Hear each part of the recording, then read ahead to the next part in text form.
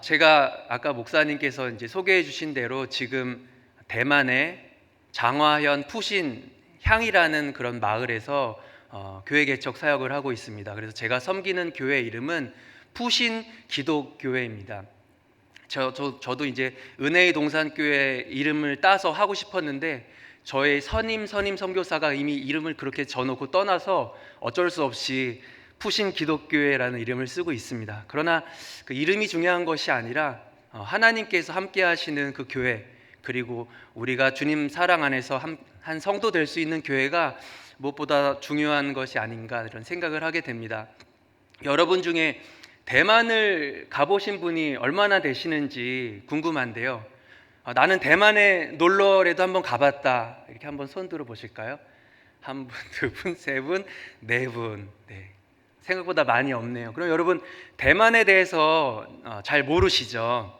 그래서 대만에 대한 퀴즈를 먼저 함께 풀어보고 말씀을 나눠보도록 하겠습니다. 설레이는 선교, 타이완, 대만, 타이완. 그리고 이제 대만 사람들은 대만말, 중국말 말고도 대만말을 사용하는데요. 타이완이라고 해서 그 사람들이 쓰는 또 대만말이 있습니다. 그러면 여러분들이 얼마만큼 대만을 알고 계신지 우리가 함께 퀴즈를 통해서 알아보도록 하겠습니다. 포모사라는 말이 있는데요. 포모사라는 말은 쓸모없다는 의미이다. 맞으면 O, 틀리면 X. 맞다고 생각하시는 분은 그냥 이렇게 하셔도 되고, 맞다고 생각하시는 분은 이렇게 O, 아니다는 X. 자, 한번 해보시죠. 포모사는 쓸모없다는 의미다. 맞으면 O, 틀리면 X. 왜 안 하시는 분은 목사님도 해주세요. 모르시면 OX니까 찍어서라도 X. 네, 정답을 살펴보도록 하겠습니다. 정답은 X. 포모사는요, 이 포르투갈 항해사들이 이 타이완을 지나가면서 너무 아름답다라는 말을 했는데 그 뜻이 이제 포모사라는 말입니다. 그래서 대만에 가면은 주유소들이 여러 주유소들이 있는데 포모사라는 이름을 쓰는 주유소도 많고, 그냥 우리나라처럼 뭐 한국, 대한민국 이런 식으로 대만을 이렇게 부르기도 합니다. 두 번째 퀴즈. 대만이 도쿄올림픽에서 사용한 국가의 이름은 무엇일까요? 이것은 객관식입니다. 1. 중화 타이베이, 2. 포모사, 3. 타이완. 자, 1이면 1, 2면 2, 3이면 3. 자신 있게?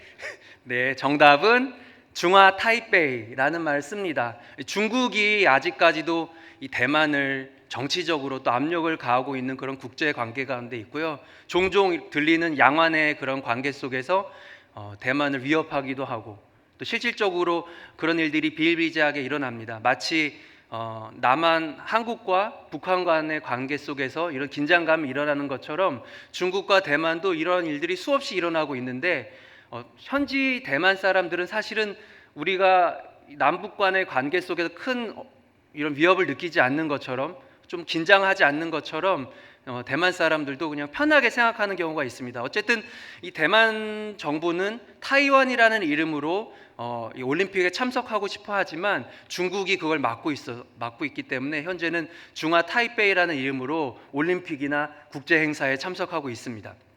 아시아 나라 중에서 동성 결혼에 대하여 합법이 아닌 나라는 1. 일본, 2. 타이완, 3. 태국. 네, 정답을 보도록 하겠습니다. 합법이 아닌 나라는 일본이고요. 타이완, 태국 이렇게 동성 결혼을 합법화하고 있습니다. 그래서 동성 결혼자들의 그 결혼에 대한 수치도 나오고 또 그들의 이혼율에 대한 수치도 나오고 그런 식입니다. 동성애에 대해서 되게 관대해요. 그래서 이렇게 길 가다 보면은 쉽게 볼 수가 있습니다. 대만에서 나지 않는 과일은 무엇일까요? 망고, 백향과 패션프루트, 수박, 두리안, 구아바. 3번 수박. 네, 수박이 맞네요. 정답은 두리안. 두리안이 대만에선 나지 않고요, 수입품입니다. 나머지 망고, 백향과, 바이샹구어, 그리고 수박, 구아바는 되게 많이 나고 있고요. 저희가 이제 사역하고 있는 푸신향이라는 지역은 이 세 개의 보물이라고 해서 망고, 포도, 구아바를 세 개의 보물로 이렇게 여기면서 홍보하고 있습니다. 그 세 개의 과일이 저희 동네에서도 이렇게 쉽게 볼 수가 있어요. 길 가다가도 망고 나무에서 떨어진 망고가 이렇게 막 우리나라 은행이 땅에 밟혀서 냄새 나는 것처럼 망고도 그렇게 볼 수 있는 곳이 또 이렇게 대만입니다. 그러나 두리안은 수입품이기 때문에 비싸서 잘 먹지 못합니다. 대만 사람들의 문화 중에서 편의점이 엄청 많은데요. 편의점을 이용하는 이유 중 가장 높은 점수, 그 비율을 차지하고 있는 것은 무엇일까요? 신선 제품, 식빵 구매, 도시락 등 택배, 공과금, 포장식품 구매, 현금 자동 이출 등등 은행 업무를 말하죠. 가장 높은 점수를 받는 건 무엇일까요? 네, 2번 택배 등등. 택배 문화는 되게 잘 돼 있어요. 그래서 저희가 택배를 보낼 때 편의점에 가고 택배를 받을 때도 편의점에 가게 돼 있어요. 그래서 집에 누가 있건 없건 상관없이 그런 부분은 잘 돼 있습니다. 그러나 문제의 정답은 네, 사람들이 가장 많이 이용한 것은 도시락, 음식들을 사 먹으러 많이 갑니다. 대만에서 24시간 영업하지 않은 상점은 어느 것일까요? 과일 가게, 잡화점, 과일 주스, 밀크티 상점, 두유와 도너츠를 파는 가게. 네, 정답은 과일 주스, 밀크티 상점. 24시간 영업하는 점들이 되게 많이 있어요. 과일 가게, 잡화점, 두유와 도너츠를 파는 이런 24시간 영업점들이 너무나 많이 있습니다. 초기 대만 선교사가 아닌 사람은 누구일까요? 1. 허드슨 테일러, 2. 제임스 맥스웰, 조지 맥카이, 프레이셔. 좀 난이도가 높죠? 네, 허드슨 테일러입니다. 허드슨 테일러는 영국 선교사로 중국 내지 선교회를 개척한, 저희 OMF를 개척한 창시자 선교사님이시죠. 대만의 복음화율은 과연 몇 퍼센트일까요? 4%, 7%, 10%, 12%, 10%고 4%, 네, 3%. 다 다양한데요. 정답은 2%입니다. 2%가 아니라 2번 7%. 네, 생각보다 많지가 않고 대만의 기독교는 되게 도시화로 집중화가 되어 있어요. 그리고 되게 이 기독교를 믿는 이런 사람들이 약간은 좀 교육을 많이 받았거나 혹은 경제적인 여유가 있는 그러한 계층의 사람들, 양극화가 대만이 상당히 심합니다. 그런데 그렇게 좀 교육이 낮거나 교육 수준이 낮거나 경제적 수준이 좀 어려운 사람들은 예수님을 잘 안 믿으려고 하고요. 오히려 도시에서 교회들이 좀 이렇게 부흥하는 모습들을 볼 수 있는데 그럼에도 불구하고 이 복음화율은 7%밖에 되지 않습니다. 저희가 머물고 있는 장화현 푸신향에는 전부 인구가 35,000명이에요. 되게 작은 규모의 그런 농촌과 공업이 어우러져 있는 도시인데요. 저희 동네에 교회가 저희 교회까지 딱 두 군데 있습니다. 한 군데는 60년 된 대만의 가장 큰 교단, 대만 장로교회 교단에 60년 된 교회가 하나가 있고, 그 다음 저희 교회인데 거의 성도들이 없다시피 하는 그런 수준의 그런 시골 같은 경우에는 그런 상황입니다. 그래서 저희가 왜 그곳에 가야 하고 또 그곳에서 교회를 하는지, 교회를 또 개척해야 되는 이유와 목적이 저희들에게는 사실은 명확하고 분명합니다.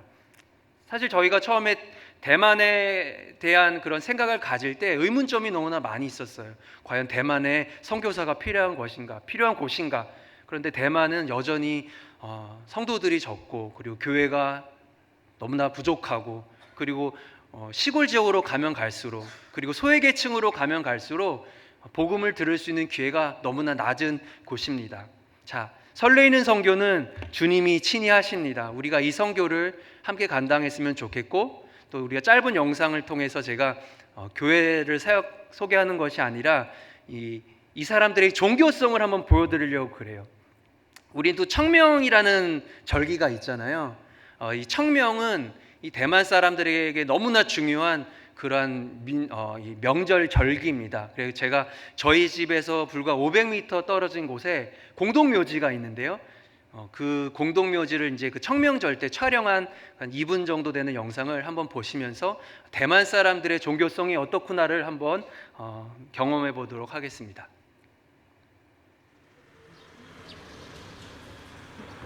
저희 집 앞에서 바로 코너를 틀어서 그 공동묘지로 가는 길이에요. 왼쪽에 있는 것은 학교고 오른쪽에 있는 것은 방금 망고 나무입니다.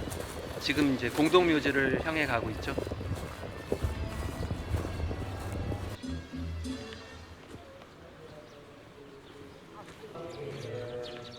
이 무덤의 저런 노란색 종이는요, 종이 돈이라고 해서 이런 죽은 사람들을 위해서, 제사를 위해서, 그리고 우상 숭배를 위해서 이 종교 상점에서 파는 가짜 돈입니다. 이거를 많이 태울수록 귀신이 우리를 공격하지 않고 내가 더 복을 받을 수 있고 조상을 섬긴다, 이런 생각들을 하고 있는 거죠. 줄을 서서 저 안에 가면은 이제 투디공이라고 해서 땅을 다스리는 우상이 있거든요. 이제 땅신. 그러니까 이제 저 사람이 그런 투디공이라는 하나의 그런 땅의 신, 이런 식으로 우리가 생각을 할 수가 있을 것 같습니다.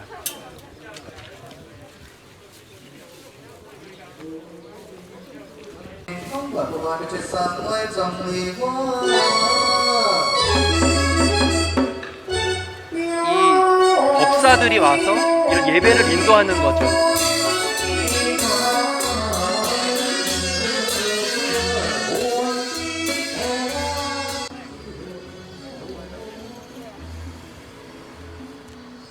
이제 제가 몰래 촬영을 하고 집으로 돌아가는 장면입니다.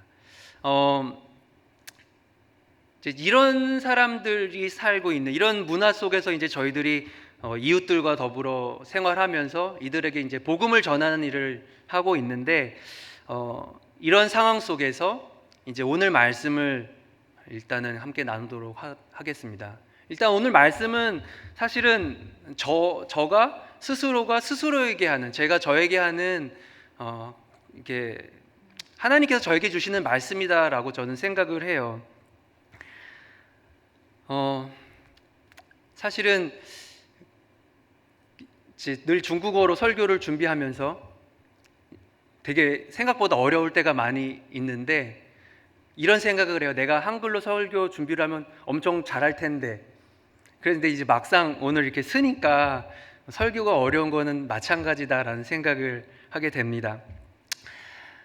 얼마 전에 한국과 대만의 아주 뜨거울 정도는 아닌데 이런 헤드라인을 장식한 연예계 뉴스가 있었어요.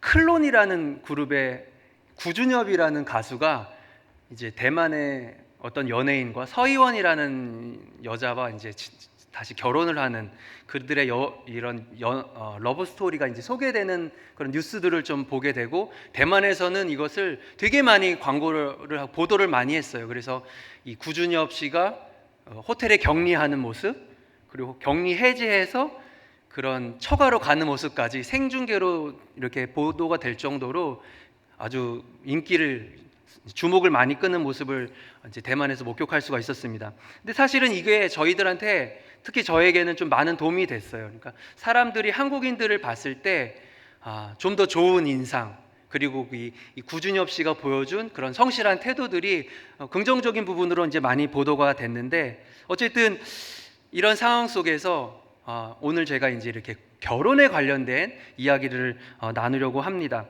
한국과 대만의 결혼식도 우리 참 비슷한 부분이 많이 있어요. 근데 좀 다른 점이 있다면은, 대만은 한국 결혼식보다 좀 시간이 훨씬 깁니다. 보통 3일 정도를 결혼식을 거행을 해요. 그리고 한국은 하루 안에 다 끝내잖아요. 그리고 이제 3일 하는 동안에 식사도 준비하고 또 초대하고 또 신부 집에 가고 오고 가는 일들을 친구들이 다 돕습니다. 그런데 한국도 공통적인 부분들은 친구들이 이 결혼식을 많이 돕고 또 참여를 하고 있잖아요. 근데 그만큼 결혼식이 일생일 대 너무 중요한 그런 순간이고, 또 우리가 알고 있는 결혼식이란 하나님께서 주신 큰 선물이다라는 그런 생각들이 우리에게 있기 때문이죠. 그러나 이 결혼식 관계 속에서 우리가 기억해야 될 것은 이 신랑 신부의 하객들의 이 그 결혼의 주인공이 아니라 역시 신랑이 주인공이고 신부가 주인공이다라는 사실입니다. 그래서 오늘 말씀을 연결해서 봤을 때 이 세례 요한이 결혼식에 관련된 부분들을 설명하면서 자기의 생각과 그리고 자기의 신앙을 이 제자들과 나누는, 요한의 제자들과 나누는 모습들을 우리가 이제 볼 수가 있게 되었는데요. 그래서 오늘 우리가 이렇게 말씀을 통해서 다시 한번 이 부분을 확인해 보도록 하겠습니다. 첫 번째로 제가 얘기하고 싶은 것은 신랑이신 예수님에 관한 것입니다. 신랑이신 예수님. 22절을 보면은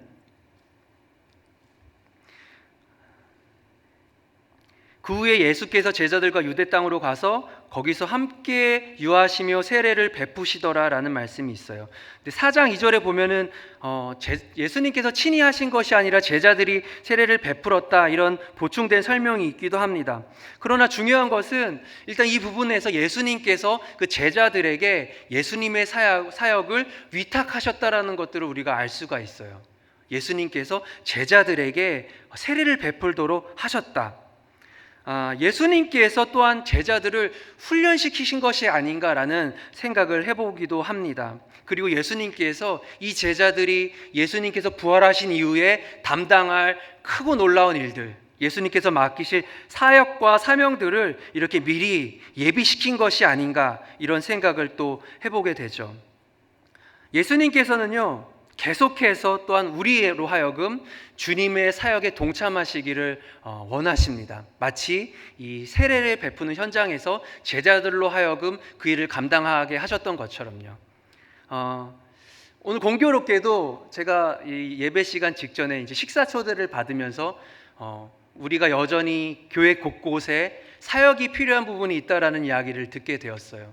또 방송실에서 섬기실 분들, 또 교사로 섬기실 분들, 여러 상황들이 있는데 오늘 말씀도 마찬가지인 것 같아요. 예수님께서 또 제자들에게 이런 사역들을 맡기셨던 것처럼, 또 훈련시키셨던 것처럼 여전히 예수님께서는 우리를 그 사역의 현장에 하나님 나라를 예배하는 일에 초대하고 계신다라는 것을 오늘 말씀을 통해서 알 수 있을 것 같습니다. 그 사역이라는 것은 사실은 이 제자들이 행했던 세례처럼 보기에 너무 크고 놀라운 일들도 있을 수 있겠지만, 정말로 교회 안에서 우리보다 우리의 도움이 필요한 사람들을 돕는 일들, 그리고 작은 일에 참여하는 일들이 그런 예수님의 사역에 그렇게 동참하는 일이 아닐까라는 생각이 듭니다. 마치 결혼식에서 친구들이, 들러리들이 그 하객들을 또 이렇게 이 연회장으로 초대하고 인도하고 안내하고 결혼식을 돕는 모습처럼 우리도 정말로 예수님의 그 신랑의 들러리가 돼서 그런 예수님의 사역에 이렇게 참여할 수 있게 된다는 거죠. 예수님께서는 지금도 우리에게 이렇게 요청하시는 것 같아요. 이 일들을 감당해라. 같이 나누자. 같이 준비하자. 하나님 나라를 우리가 함께 예배하자. 그러나 여기서 참 중요한 것은 한 가지 있는 것 같아요. 구원의 주체가 예수님에게 속하 있는 것처럼 역시 이 사역의 주체도 사역을 감당하는 내가 아니라 하나님께 있고 예수님께 속해 있다라는 사실이죠. 사역의 주체도 예수님이시다. 교회의 주체도 예수님이시다. 교회의 머리가 예수님이시다. 선교의 주체도 예수님이시다. 그저 저희는 예수님께서 야 그래 좀 한번 해봐라 그렇게 초대하셨을 때 초대를 받고 또 예수님의 친구로서 들러리로서 이렇게 그 사역에 참석하고 또 잠시 또 예수님의 훈련 가운데 이렇게 우리가 사용되어지는 그런 시간과 순서가 아닌가라는 생각을 하게 됩니다. 다시 이 결혼식으로 돌아와서 우리가 알 수 있는 것은 그래요. 예수님께서 신랑이시고 결혼식의 주인공은 예수님이시다라는 사실을 먼저 우리가 이렇게 기억했으면 좋겠습니다. 23절에 보니까요. 요한도 살렘 가까운 에논에서 세례를 베푸니 거기에 물이 많음이라. 그러므로 사람들이 와서 세례를 받더라라고 이렇게 설명을 하고 있습니다. 세례 요한이 베풀었던 세례는 회개를 선포하는 세례였어요. 그리고 그 세례는 예수님께서 이 땅에 오실 것을 예비하는 세례였습니다. 그래서 누가복음 3장 3절에서 6절까지의 말씀을 보면은 이 세례 요한이 회개를 베푸는 세례를 선포했던 것을 알 수가 있습니다. 그리고 우리가 잘 알고 있는 이사야서 40장 3절의 말씀을 보면은 외치는 자의 소리여 이르되 너희는 광야에서 여호와의 길을 예비하라 사막에서 우리 하나님의 대로를 평탄케 하라라는 이 말씀이 이루어진 것처럼, 세례 요한을 통해서 이루어진 것처럼 이 결혼식에 들러리인 세례 요한이 이 일들을 감당하고 또 우리에게 우리의 역할과 우리가 감당해야 될 일들을 이렇게 보여주는 것이 아닌가, 소개시켜주는 것이 아닌가라는 것을 생각하게 됩니다.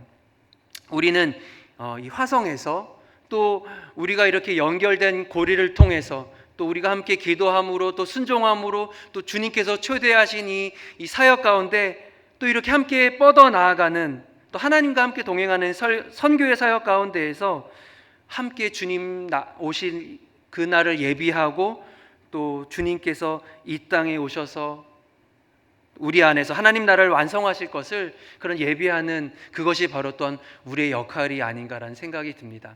그러나 다시 한번 우리가 기억해야 될 첫 번째 사실은 예수님께서 신랑이시다. 그리고 결혼식의 주인공은 바로 예수님이시다라는 것이죠.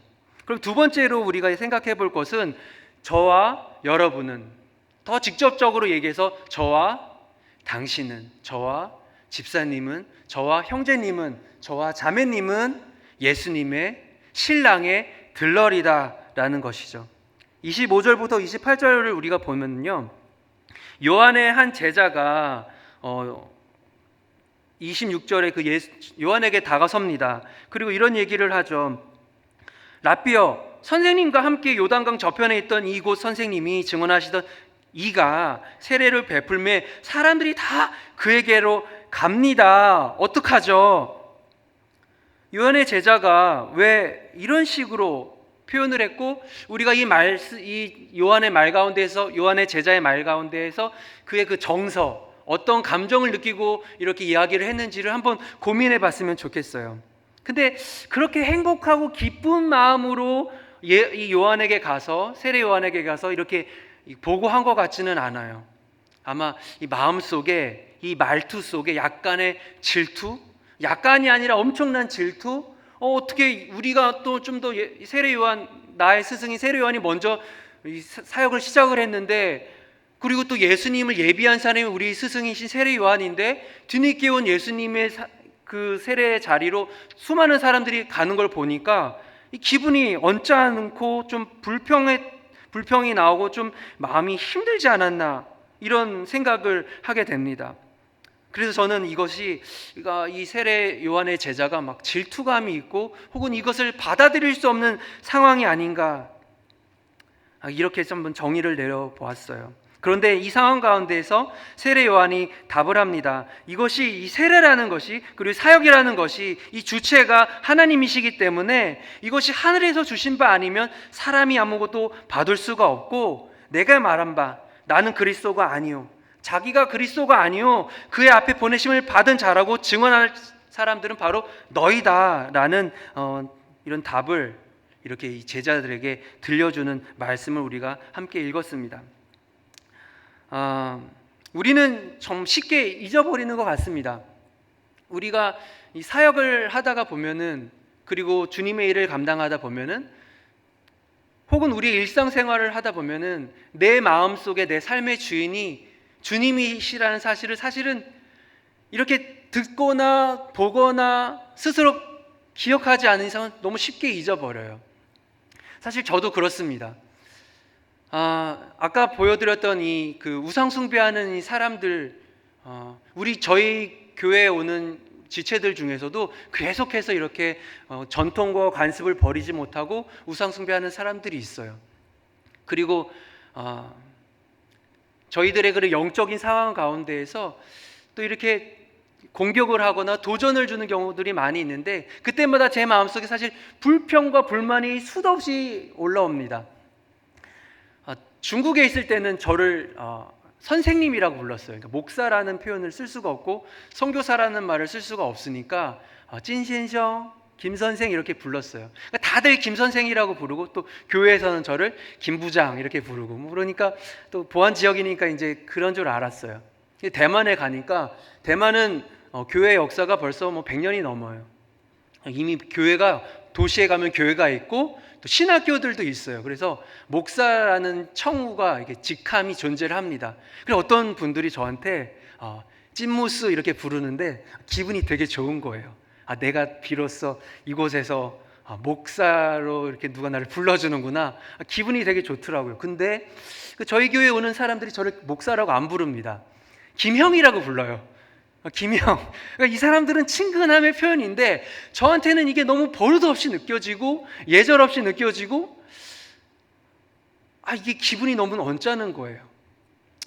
그런데 사실 제가 이 결론에 다 다르진 않았지만 사실 여러분 이 말씀의 결론은 그는 흥하여야겠고 나는 쇠하여야겠다. 우리가 이 땅에 온 이유가 그리고 그곳에 간 이유가 그들이 흥하려고 간 거거든요. 그리고 우리가 함께 여러분은 저를 포함해서 우리 모두가 이 일에 동참하는 것은 우리가 흥하려고 하는 것이 아니라 예수 그리스도를 모르는 그 사람들이 흥하게 하기 위해서. 그 흥함이라는 것은 뭐냐면은 복음을 듣고서 예수님의 자녀가 되는 그 결심을 하고서 교회로 오고 죄 사함을 받는 그런 회개를 하고 세례를 받고 주님의 자녀가 돼서 다시 오실 예수님을 우리가 함께 소망하고 갈망하고 그 자리에 나아가는 그것이 바로 흥함인데 어느 순간에 내 주인이 내가 되었을 때 내가 흥하고 싶은 마음들이 너무나 솟구쳐 오르는 거예요. 우리 안에 있는 이 비교에 대한 마음들, 내가 더 보상받고 싶어하는 마음들. 그러나 이 세례 요한은 그게 아니다라고 얘기를 합니다. 오늘의 마지막 주제는 그는 흥하여야겠고 나는 쇠하여야 하리라. 너무나 우리가 잘 아는 말씀이지만 그러나 그만큼 쉽지 않은 말씀인 것 같기도 해요. 어떻게 하면 예수님께서 흥하게 할 것인가? 예수님이 흥하고자 하는 것이 과연 그 본질은 무엇인가? 그러기 위해서 나는 무엇을 해야 하는가? 저희는 여전히 그곳에서 겸손과의 싸움을 하고 있습니다. 어떻게 하면 더 겸손해져야 할 것인가? 어떻게 하면은 그 사람들을 더 죽기까지 사랑해야 할 것인가? 근데 그러나 그것은 제가 담당한 저만의 일이 아니라 우리 모두의 사역이며 사명이며 또 함께 감당하는 일이 아닌가라는 생각을 합니다. 왜냐하면 우리가 함께 기도하고 또 함께 후원하고 격려하고 또 파송하고 그래서 저희가 그곳에서 또 사역을 하고 있기 때문이죠. 저는 어느 순간이나 어느 곳에서나 우리만 존재한다라고 생각하지 않고 우리 모두가 함께 그 길을 걷고 있다고 합니다. 그 상황 속에서 우리가 소망하는 것은 예수님이 흥하는 것, 그러나 나는 쇠어야만 하는 것. 그렇다면 여러분, 우리가 쇠어야 하는 것은 과연 어떤 것일까? 이런 고민을 하게 되는 거죠. 단순히 누구와의 비교 가운데에서 그 질투가 일어난 상황 속에서 내 이름이 드러나고 내가 더 영광받고 칭찬받는 것이 아니라 내가 복음을 전해야 되는 저 사람이 예수님을 믿는 것, 내가 복음을 전한 그 사람이 하나님의 자녀가 되는 것, 그것이 바로 예수님께서 흥하시는 그런 세례 요한의 고백이 아닌가라는 생각이 듭니다. 세례 요한은 도대체 무엇을 어떻게 했길래 벌써 이렇게 겸손하고 또 날마다 쇠하려는 훈련을 했고 또 어떻게 예수님을 더 높이 세우고 예수님께 영광과 감사를 돌리려고 했을까 이런 생각을 해보게 돼요. 세례 요한이 도대체 뭐길래 세례 요한을 어떻게 하면 본받을 수 있을까? 그래서 저는 그 결론 가운데 이제 겸손이라는 단어를 늘 생각을 하게 됩니다. 그 겸손을 얻으려면 도대체 어떻게 할 것인가? 이 부분을 위해서 계속해서 기도해 주셨으면 좋겠고요. 그 상황 속에서 제가 좀 더 온유한 사람이 되기를 또 좀 기도해 주셨으면 좋겠습니다. 그 이웃들, 저희 교회에 오시는 분들이 한 20명이 조금 넘으세요. 그런데 대부분의 가정들이 깨져 있고 그리고 그 중에는 다문화 가정도 있고 또 청소년들 중에는 정신적인 그런 질환을 갖고 있는 사람들이 너무나 많이 있어요. 그들을 만날 때 저희가 늘 예수님이 흥하는 일이 무엇인가를 고민할 수 있도록, 그 마음을 품고 나아갈 수 있도록 기도해 주셨으면 좋겠습니다. 예수님께서 신랑이시고 우리는 들러리고, 그래서 예수님이 흥하실 때, 우리들의 잃어버린 영혼들이 돌아올 때 우리가 비로소 행복한 그런 들러리가 될 수 있을 거라 생각이 들고, 그런 행복한 들러리로서의 이 아름다운 그런 대만 선교 사역이 은혜의 동산교회 우리 모든 삶 가운데, 또 우리의 매 시간과 순간 가운데 이루어질 수 있기를 소망합니다.